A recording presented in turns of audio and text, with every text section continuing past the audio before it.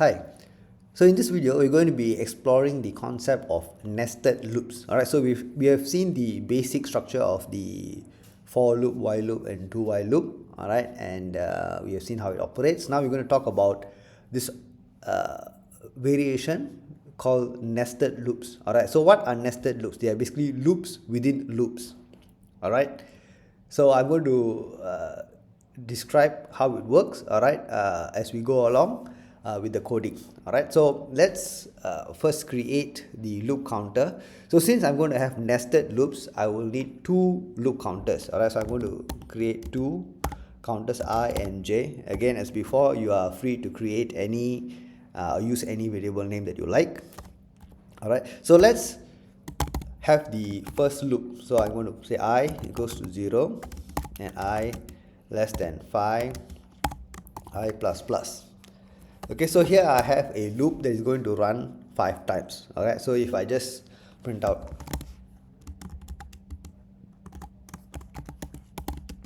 outer loop, all right, and I'm going to just print I plus 1.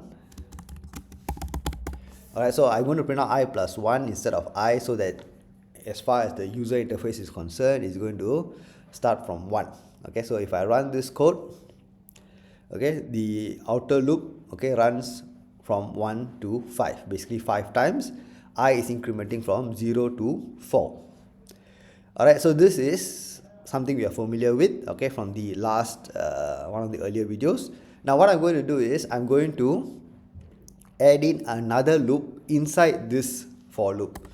Okay, so I'm going to put for j equals to 0, j less than 3, j plus plus.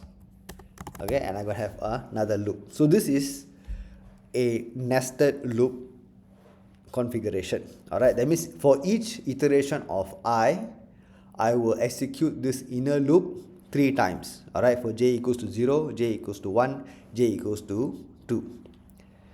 All right, so that is what we call a nested loop. So for each iteration of the outer loop, I will execute the inner loop. So in this case, the outer loop will run 5 times, and for each time that it runs, I will execute the inner loop 3 times.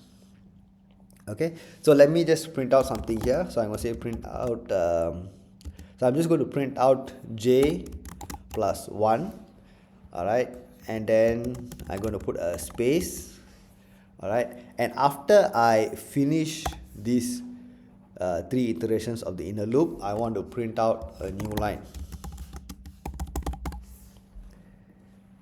All right, so let's just run it first, okay, and let's see the output. Okay, so here is what we have. Okay, so you can see that for each iteration of outer loop, okay, outer loop 1, all right, I run the inner loop 3 times, 1, 2, and 3. Okay, so again, the indexing is from 0, okay, but I'm printing out plus 1. Okay, so we see it as 1, 2, and 3. Okay, once I finish the 3 iterations of the inner loop, I print a new line and I go back and start the loop one more time. Okay, so again, I go back and then I start the outer loop, and that's the second iteration of the outer loop. Again, 1, 2, 3, and so on. Alright, so this shows us how a nested loop configuration looks like in the code.